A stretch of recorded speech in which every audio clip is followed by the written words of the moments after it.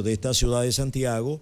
Él es director ejecutivo de la Asociación para el Desarrollo Incorporado de aquí de Santiago, APEDI. Con él siempre es interesante conversar sobre temas que tienen que ver principalmente de su sector, el sector empresarial. Aprovechamos entonces para darle los buenos días al licenciado Saúl Abreu. Buenos días, Saúl. Buenos días, ¿cómo están todos? Gracias. Bien, bienvenido. Estos jóvenes están bien, Saúl, están bien. Y más que está más cerca de usted, está mejor. Sí, qué bueno, gracias igual. Sí, sí. Saúl, un placer, un honor que usted nos visite en el programa en el día de hoy. Podríamos conversar esta conversación visualizando o escuchando la opinión de usted como representante de APEDI en relación a la decisión del gobierno de haber producido un aumento salarial, ¿verdad?, a sector no sectorizado de las empresas privadas. ¿Cuál es la opinión de APEDI, del empresario Saúl Abreu, con esta decisión del gobierno? Si entendemos que era el momento de un ajuste salarial y la forma en que se hizo, que es la forma más adecuada, que es por el consenso, porque de esa forma se llega a un nivel que el sector empresarial esté de acuerdo, el sector laboral también, porque un incremento desproporcionado crea distorsiones en el mismo funcionamiento de las empresas, y con mucha frecuencia ese incremento salarial lo que se hace en poco tiempo, transferirse en los costos de producción y por consiguiente en los precios de los bienes y servicios, y se produce lo que se llama en macroeconomía una ilusión monetaria. O sea, que a muchas veces inclusive el incremento del salario se refleja en un incremento mayor en los precios de bienes y servicios, anulando con creces ese incremento salarial. Entonces hay que cuidarlo, porque también el tejido empresarial tiene que ser protegido en términos de que no sufra situaciones que lleven a la quiebra algunas de esas empresas. Entonces eso es muy importante, que siempre se haga de una forma consensuada, como debe ser. Por eso existe el Comité Nacional de Salario, por eso existen los procedimientos. Un elemento importante que queda ausente en estos procesos de incremento salarial es una petición que desde hace muchos años formula el sector empresarial de revisar el Código Laboral, porque hay un elemento que no se toma en cuenta y es muy importante, y a veces se cree que lo que quiere el sector empresarial es eliminar derechos adquiridos de los trabajadores, y no es así, eso siempre estará protegido. Pero hay un tema de la cesantía que debe ser abordado. ¿Cuál es el problema de la cesantía? La cesantía se establece como una cantidad de días de salario por cada año que un empleado labora en una empresa, y ese tiempo es infinito, indefinido, o sea, es por el tiempo que la persona esté laborando. ¿Qué ocurre? Que cada año se produce lo que se llama un pasivo laboral, o sea, cada vez que un empleado cumple un año más de servicio, implica una deuda contingente que tiene la empresa con ese empleado. Y la mayoría de las empresas, sobre todo pequeñas y medianas, no reflejan en sus estados el pasivo laboral. Si muchas empresas reflejaran el pasivo laboral que tienen actualmente, la empresa estaría quebrada. Posiblemente deberían más a sus empleados que lo que tiene de patrimonio. ¿Por qué? Porque una persona que tenga 10, 15, 20 años trabajando en una empresa, si se tiene que liquidar por cualquier razón, el monto de esa liquidación, producto de la cesantía, es elevadísimo. Si se suman varios empleados, entonces sería imposible para muchas empresas ya costear ese pasivo laboral. Entonces, un reclamo que hace, o petición que hace toda empresa, es revisar el Código Laboral en varios aspectos, para que esa cesantía se limite a una cantidad determinada de años, que no tenga ese impacto tan negativo. Y por eso la reticencia muchas veces de incrementar el salario no es por el incremento del salario en sí mismo, por el monto del salario, sino la multiplicación que hace eso del pasivo laboral. Mira, gracias por estar acompañándonos en este momento y sirviendo de portavoz de orientación a la población, que es en última instancia la parte principal. Pero aunque tengo algunas apreciaciones en ese sentido, me preguntaban en la siguiente dirección. Por ejemplo, primero, las posiciones que tiene la MIPYME con relación al aumento y cómo eso se refleja en eso. adjunto de lo que eso va a implicar pues, en el problema del impuesto de la DGI, los pagos de la DGI, el pago de la seguridad social, que también tiene otro componente, y el pago del Infotec, que también tiene, me pongo esos tres casos como parte importante. Entonces, la decisión que toma la cúpula del sector empresarial con relación a las diferentes empresas. Bueno, cuando calculamos el salario hay que cargarle todos esos adicionales, ¿verdad? De la parte social, que también se incrementa un 16 o más de un 16% sobre el monto del salario normal. O sea que si yo pago 15,000, es casi 20,000 que estoy pagando, porque tengo que hacer los aportes entonces a la seguridad social. Entonces, precisamente ahí hay se conjugan las distorsiones, porque cuando se aprueba el Código Laboral actual y la seguridad social, también por otro lado, se establecía un proceso para eliminar lo que sería la cesantía, porque se iba a crear un seguro al desempleo, producto de esa carga social, lo cual no se ha producido nunca. Entonces, la empresa tiene que pagar esa seguridad social y al mismo tiempo acumular ese pasivo laboral. Entonces, debería haber habido un desmonte con esos fines para poder compensarse. Entonces, esos son elementos que están todavía pendientes en esas discusiones, que son temas sensibles, claro, entendemos que son temas muy sensibles para la población en general, la población trabajadora y a nivel general, que todos somos trabajadores de una forma u otra, pero que hay que ponerle números y que tratarlo con prudencia, porque a veces el efecto positivo que se quiere tener, incrementando la capacidad de compra del trabajador y dinamizando los mercados con ese aumento de la demanda, puede revertirse entonces en contra de ese mismo objetivo. En ese sentido, a propósito de revertir las situaciones de dificultad, el gobierno ha estado constantemente, y el Banco Central así lo ha dado a conocer, anunciando mejoras en la economía nacional. E incluso tenemos o vamos a tener en los próximos días la visita del presidente del Banco Mundial. Los países que va a visitar son República Dominicana y Panamá, por cómo han enfrentado después de la crisis, cómo su economía se ha vuelto a restablecer para replicar los modelos en otros países. Ustedes, como parte del empresariado, ¿cómo visualizan este nuevo desempeño de la economía nuestra y cómo creen que vamos a terminar el año? Se proyecta un aumento, una mejora de un 4 a un 5 en cuanto a los números del Producto Interno Bruto de la República Dominicana.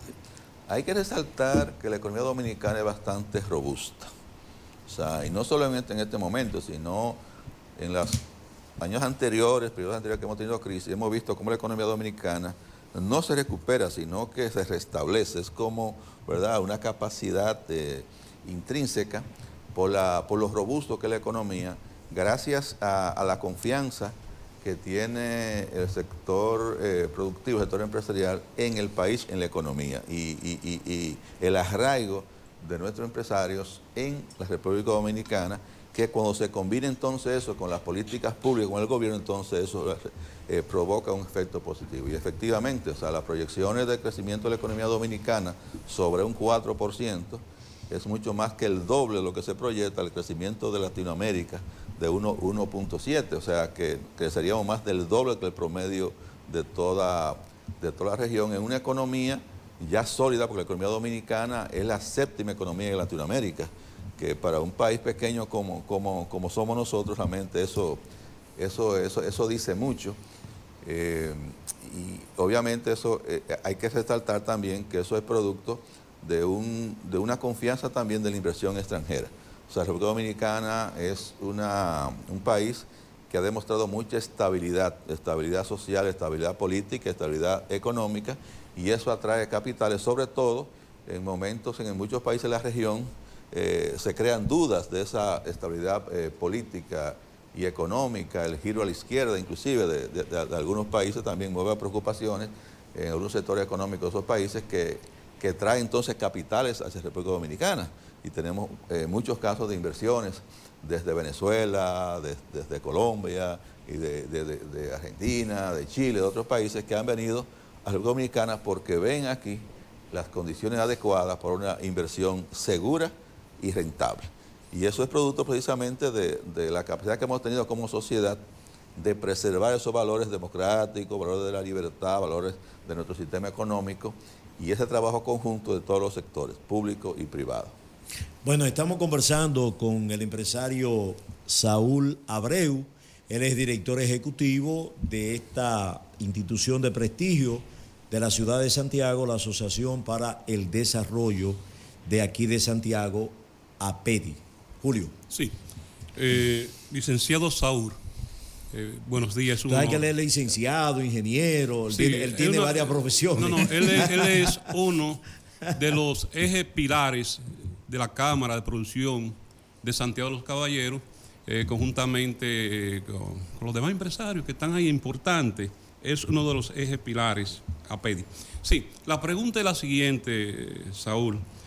¿Cuáles medidas impositivas inciden en elevar el costo de producción del producto final al consumidor y que son retrancas realmente a la emancipación de la industria nacional?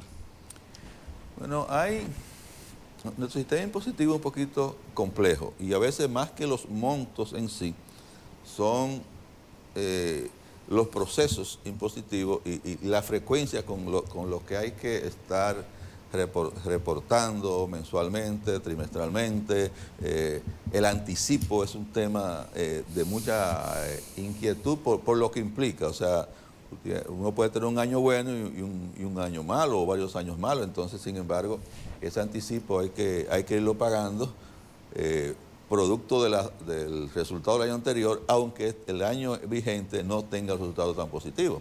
Entonces, y eso tiene mucha implicación inclusive en la formalización de las empresas, sobre todo aquellas empresas pequeñas y medianas, porque el costo de estar formalizado es alto, los beneficios también, pero el hecho de, por suerte hay sistemas simplificados también que favorecen, pero el hecho de que una empresa o persona tenga que estar reportando todos los meses y anticipo, y eso implica tener empleados dedicados casi exclusivamente a esa controlía y esos reportes, haciendo costoso para empresas que si se simplificaran esos procedimientos, pues se facilitaría, la recaudación inclusive fuera mayor porque mucho más empresas se formalizaran. En nuestro país, si calculamos el porcentaje de los impuestos y comparamos con los promedios internacionales, realmente la carga impositiva no es tan alta en términos relativos. O sea, el tema muchas veces no es el monto, sino la simplificación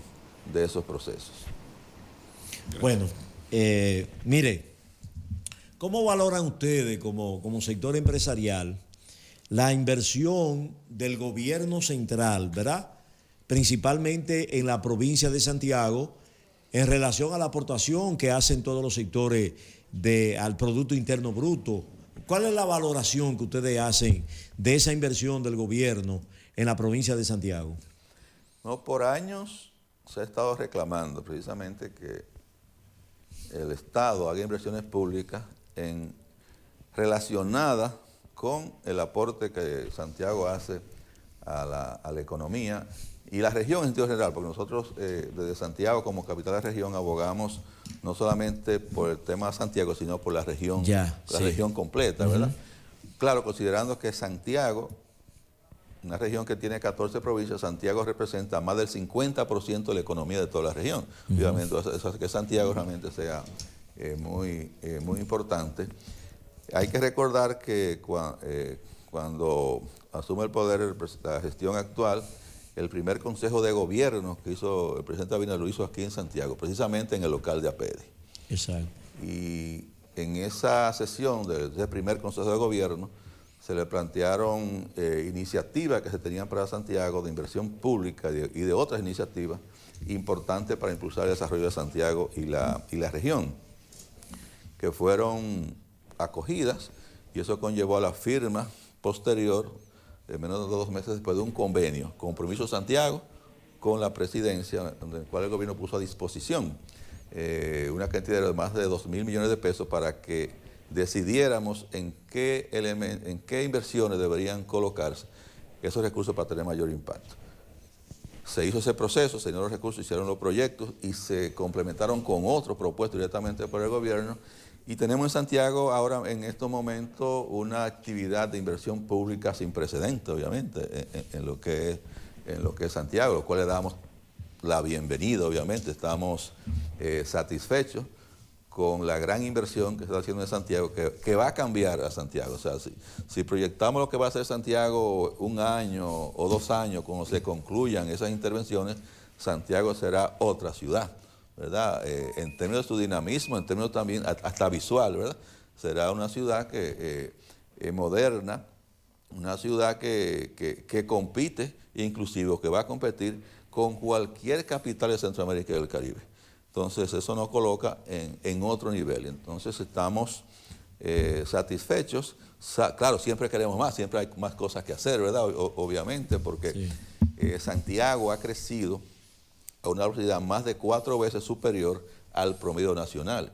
Y ese crecimiento trae consigo también complicaciones, que lo estamos ya viviendo, no solamente actualmente por las intervenciones en las vías que provocan el taponamiento, sino que ya Santiago se está entaponando independientemente de eso, y es producto de ese éxito como ciudad que atrae muchas personas de todas las regiones del país. Entonces, obviamente, eso implica también más demanda de otras inversiones que hay que tomar en cuenta. Por ejemplo, en el tema de saneamiento, en tema de mayor capacidad de tratamiento de las aguas residuales en nuestros ríos, ya que está muy contaminado, y sobre todo por la carga de doméstica, por la deficiencia que tenemos en todo el país, no solamente es aquí, del planta de tratamiento y sistemas de recolección, de conducción de aguas residuales. Y también el tema de conectividad, todavía Santiago tiene que trabajarlo. Nos faltan varias vías norte-sur para comunicar mejor Santiago. Tenemos este-oeste, varias avenidas, pero norte-sur tenemos dificultad de conectividad y eso contribuye a esos entaponamientos. Son temas que hay que trabajarlo en un futuro próximo. Sí, mire, el plan estratégico, que le hago esa referencia porque está establecido, pero hay una serie de opiniones, pero mi opinión va en la dirección siguiente. Por ejemplo, el que después del aumento salarial y el acuerdo al cual se ha llegado, hay diferentes opiniones de los ciudadanos, de los diferentes sectores empresariales, pero hay una idea principal que se da en la sociedad dominicana, que es que cada aumento salarial, de una u otra forma, impacta negativamente sobre la población, porque el empresariado transfiere esos aumentos en forma proporcional a la parte de los productos que generan. ¿Cómo usted valora esta situación frente a este nuevo aumento? Sí, pero decía al principio precisamente con el tema de que se produce con frecuencia lo que se llama en economía ilusión monetaria. Yo tengo más dinero, pero menos capacidad de compra, porque el incremento en un costo se transfiere muchas veces en los precios. Al final es algo más hasta un aspecto psicológico también de la población y a veces falta de entendimiento del sector sindical y laboral de lo que eso implica, esa demanda de un incremento a veces desproporcionado. Al final, lo que la gente necesita no es mayor salario, sino mayor capacidad de compra. Y eso no se logra necesariamente, y a veces es contraproducente un incremento salarial. A veces son medidas que mejoran la capacidad de compra, aumentando el ingreso disponible de la población. Por ejemplo, si mejoramos el sistema educativo y las personas tienen que mandar sus estudiantes, sus hijos, a una escuela privada, pues se va a ahorrar ese dinero y tiene más capacidad de compra. Si tenemos un sistema de salud mucho más eficiente y los hospitales, los servicios públicos son mejor, ¿verdad? Y en vez de a un costo elevado en una clínica va a un hospital, ahí también se mejora la capacidad de compra y el ingreso disponible neto de la población, igual con el transporte. Por eso la defensa a este sistema masivo de transporte, porque en esta primera fase que va a unir el oeste con el sur, en el caso del monorriel, eso va a implicar una reducción de costos de transporte de esa clase trabajadora que se traslada hasta el centro de la ciudad y hasta la zona franca a trabajar. Y de tiempo también. Exacto, y el tiempo. Entonces, si en vez de gastar 100 pesos, gastan nada más 25 o 30 pesos, son 70 pesos adicionales cada día que tiene. Entonces, es más bien medidas para incrementar el ingreso disponible. Saúl, perdón, en esa misma línea, algunos sectores, principalmente de la oposición, han planteado ante el aumento que ha hecho el gobierno que en vez de producir un aumento, que se hayan reducido los costos de la canasta familiar. ¿Ustedes están en esa misma línea? Sí, el tema es cómo se reduce el costo, ¿verdad? De producción. Somos una economía capitalista, abierta, que es el sistema económico de una democracia. Entonces, ya la capacidad que tiene el gobierno de establecer precios, eso no existe realmente. Y además, si nos vemos hacia el pasado, los productos que el gobierno tenía control de precio, como el maíz, casi desaparecieron de la producción. O sea, al final, en vez de ser beneficiosos, esos controles de precios son negativos. Tienen una economía de oferta y demanda. Exacto. Es oferta y demanda que conlleva a la eficiencia económica. Entonces, esos son pronunciamientos de carácter político que al final son datos de carácter populista, pero que sin impacto. En ese mismo sentido, la recalificación de la República Dominicana en cuanto al riesgo financiero que anunció el gobierno en su discurso del pasado 27 de febrero, mucha gente no le ha dado la connotación necesaria, pero se produce después de la crisis del COVID y en medio de la invasión a Ucrania. Para el país, usted decía que está llegando una gran cantidad de inversión. ¿Qué tanto va a incidir en que se aumente esa inversión a partir de esta reformulación de la calificación? Y sobre todo aquí en la zona norte que ustedes representan, ¿verdad?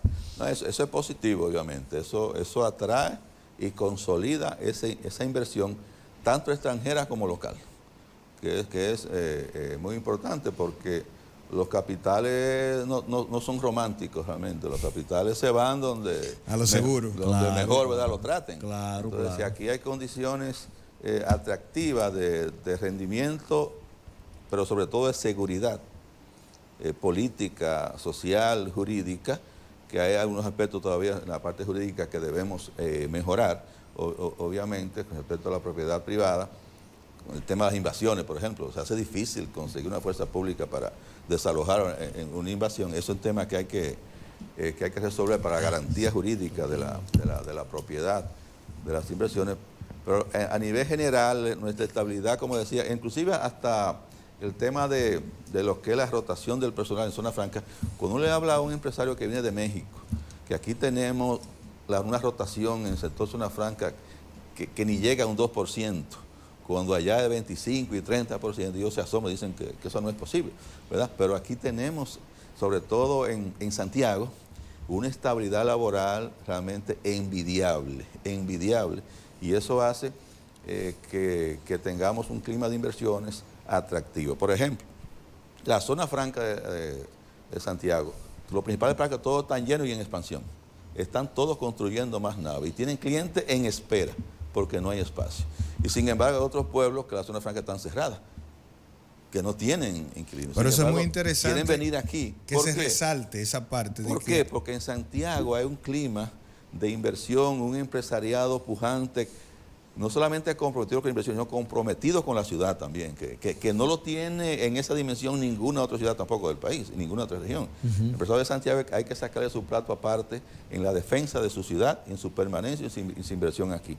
Eso hace inclusive que en caso del Parque de Víctor Espaillá, que maneja la Corporación de Zona Franca, sea la zona franca más exitosa y más grande del país, colocada en Santiago, que uno pensaría que sería lo más lógico que la principal zona franca y más exitosa estuvieran cerca de los puertos, que no tienen que tener el costo de transporte de materia prima y el costo de transporte de productos finales. Sin embargo, de Santiago es la más grande y la más eficiente. ¿Por qué? Por ese espíritu empresarial, por ese compromiso y por ese clima laboral. Bueno, estamos conversando ya prácticamente en la parte final con el señor empresario Saúl Abreu. Él es director ejecutivo de la Asociación para el Desarrollo de Santiago. Estamos en la parte final, Julio. Sí. Son dos preguntas en una. ¿Dos en una? Sí. La primera es oferta y demanda, donde lo que tiene que ver con el Poder Ejecutivo no tiene incidencia realmente, porque es libre mercado, ¿verdad? ¿Cómo afecta la libre oferta y demanda a la producción nacional? ¿Está el empresariado de aquí, de la región norte dominicana, preparado para competir con productos que se producen aquí cuando entran de fuera en base a precio, calidad, ¿verdad? Y la segunda es, el puerto de Manzanillo, ¿qué está haciendo APEDI para que comience realmente su reestructuración? Porque es el puerto que viene a bajar costos operacionales de producción, porque no es lo mismo traer un contenedor de Jaina que traerlo de Manzanillo aquí. Bueno, el tema de la oferta-demanda es un tema muy evaluado a nivel de las ciencias económicas, ¿verdad? Cuando se restringe el mercado, a la larga sale perjudicado todo el mundo, porque no solamente que se reduce la capacidad de innovación, de inventiva, en el caso de los empresarios, la falta de competencia obviamente crea condiciones de que los precios se mantengan más altos y el consumidor reciba productos de menos calidad y el precio más alto, inclusive se produce escasez. Entonces la libertad de oferta y demanda ha probado ser el mejor sistema, que apoya el mejor sistema también político, que es la democracia. Winston Churchill decía que la democracia es el peor de los sistemas, excepto por todos los demás. Entonces, realmente es el sistema que ha probado ser más exitoso. Lo que el gobierno tiene que hacer, obviamente, las políticas públicas que sirva como, que funcione como ese ente regulador también, porque esa oferta y demanda dejada también libremente, sin ninguna regulación, puede traer dificultades también en la población. Entonces, el Estado, que la sociedad ha creado precisamente para proteger la misma sociedad, debe hacer esa labor de regulación y de vigilante de ciertas normativas para proteger la sociedad en general y crear las condiciones de que esa inversión, de que esa oferta de demanda se dé en la mejor de las condiciones posibles. Ese debe ser el rol principal del Estado. Con respecto a Manzanillo, eso ha sido un tema que APEDI ha apoyado, impulsado, ¿verdad?, desde toda la vida, ¿verdad?, porque entendemos que es el puerto natural y nuestra salida principal para nuestros productos, sobre todo en la región noroeste, que es ilógico que tengamos que estar exportando banano por Jaina, por ejemplo, cuando tenemos Manzanillo ahí tan cercano. Creo que las condiciones están dadas ya para esa inversión, pues ya hay inversiones en proceso, se están construyendo las plantas eléctricas que van a estar funcionando ahí, se está construyendo inclusive hoteles que ya están avanzados. Ayer precisamente antes de ayer, estábamos recibiendo, evaluando la última versión del plan de desarrollo de Pepillo Salcedo, de Manzanillo, que es un proceso que se está haciendo el gobierno dominicano con apoyo de Estados Unidos para tener, porque no es solamente el puerto, hay que ordenar el crecimiento de la zona, porque eso va a implicar personas residiendo allá, mayor concentración de inversiones, edificaciones, movilidad, y hay que hacerlo en conjunto para que funcione, y también que el puerto sea construido con las condiciones y características que también la población esté de acuerdo. Pues recordando que Manzanillo es un pueblo pequeño, pero interesante, porque hay de una estructura que se hizo de la Granada, ¿verdad?, y todo lo que hay una intelectualidad interesantísima en ese poblado pequeño, muy activa y muy participativa, que se ha tomado muy en cuenta a la hora de formular el plan de desarrollo. Ya se está en la versión prefinal, como se dice, o sea, ya se están recibiendo las últimas observaciones, comentarios, para ya tener el plan final que permite entonces ya, porque ya los recursos fueron aprobados por el BID para la intervención, lo que es en el muelle, y ya se empiece lo que es el muelle en sí mismo. Pero es un proceso de desarrollo de todo ese municipio para que pueda entonces hacer la labor que queremos que tenga ese puerto, ¿verdad?, que es esa gran salida a nuestro mercado y entrada también al producto de importación de toda la región. Pero creo que vamos en buena dirección y a buenos pasos para que eso sea realidad. Bueno, mire, Esaú, se van a quedar otros temas para en otra ocasión que podamos tenerlos aquí, ¿verdad?, que lo podamos invitar, pero hay tres preguntas en una para que usted lo pueda resumir. Sí, porque es que se van a quedar muchos temas, pero hay tres temas que yo quiero que usted rápidamente se refiera a ellos. Es el pacto que ha llamado el señor presidente de la República con el tema haitiano. para ver desde el punto de vista de ustedes, los empresarios, cómo ven ese tema. El otro tema es la ley de agua, aprovechando precisamente que está el ingeniero Rafael Romero, que es nuestro próximo invitado. La ley de agua, que ustedes también han trabajado en eso, y ustedes están administrando como APEDI, tengo entendido, el Parque Central. ¿Cómo está manejando el parque? Esos 3 aspectos rápidos, así, Saúl, para entonces terminar la entrevista. En una conferencia que hizo nuestro presidente Fernando Capellán en el almuerzo de la Cámara Americana de Comercio, luego de hablar de la situación y de sus ideas de desarrollo, él decía que los 2 grandes retos que tenemos como sociedad, ahora mismo, los dos retos principales es Haití y educación. Tenemos otros retos, pero Haití y educación. Esos son los 2 retos principales, lo cual coincidimos plenamente y muchas personas que estaban ahí y luego que han visto su conferencia coinciden. Haití y educación. Haití está atravesando una de sus peores crisis en toda su historia y el más perjudicado de esa crisis en el presente y el futuro es República Dominicana. Por consiguiente, a quienes más les conviene resolverlo es a República Dominicana. Entonces, ese llamado a un pacto es prudente, oportuno, porque tenemos que como sociedad estar claros qué es lo que queremos con respecto a nuestra política hacia Haití, nuestro segundo socio comercial de por sí, y el único país donde exportamos en carretillas, porque si vemos el mercado en carretillas se exporta hacia Haití. Entonces tenemos que ayudar a resolver, porque es un tema de soberanía también, o sea, Haití es otro país con su soberanía, pero tenemos que hacer todo el esfuerzo para colaborar con la comunidad internacional a resolver ese problema, y no lo podemos hacer si estamos divididos localmente con el tema. Tenemos que estar unidos, entonces algo que tenemos que apoyar esa iniciativa del gobierno para llegar a ese pacto sin hipocresía, porque también hay doble moral con el tema haitiano. Hay que recordar que la agricultura y la construcción y muchos sectores dependen de la mano de obra haitiana, y muchas empresas dependen de la exportación que se hace a Haití. Claro. Entonces tenemos que, nosotros somos los más interesados en que Haití resuelva su situación, y lo podemos hacer mejor, colaborar mejor si estamos todos unidos con una política clara y coherente. Con el tema de la ley de agua, nosotros apoyamos el proyecto de ley de aguas que está. Hay inquietudes, pero yo creo que son sobre preocupaciones, porque el tema que preocupa a algunos es que se habla de concesiones en el uso de agua y eso puede conllevar a privatización del agua. Eso no es posible. O sea, nuestra Constitución impide cualquier elemento que implique la privatización, porque se puso en nuestra Constitución actual, que es una Constitución excelente y moderna, el derecho del acceso a agua, ¿verdad? Está garantizado en nuestra Constitución. Y también, como signatario de tratados internacionales, el hecho también que el acceso al agua sea un derecho también humano, mundial, por las Naciones Unidas, también impide cualquier elemento de privatización.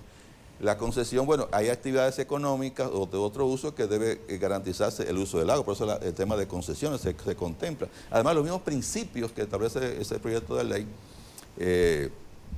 también blinda cualquier intento que pueda haber o intención de privatización. Eso no está contemplado. O sea, que hay algunos sectores que han evidenciado eso, de que se quiere privatizar el uso del agua. Es sensibilidad, porque ha ocurrido en otros países, el caso de Chile, el caso de Bolivia, en el pasado también hubo problemas en ese sentido, pero eso en República Dominicana no es posible, porque cualquier ley que se apruebe en ese sentido, cualquier decreto, cualquier contrato, está el Tribunal Constitucional ahí para resolverlo. Entonces, sería inconstitucional. No hay forma. Sí. Entonces, con el Parque Central va muy bien realmente. El Parque Central, que concluimos el 18, la primera fase, que fue el encerramiento con la verja, utilizar unas facilidades recicladas, las mismas pistas como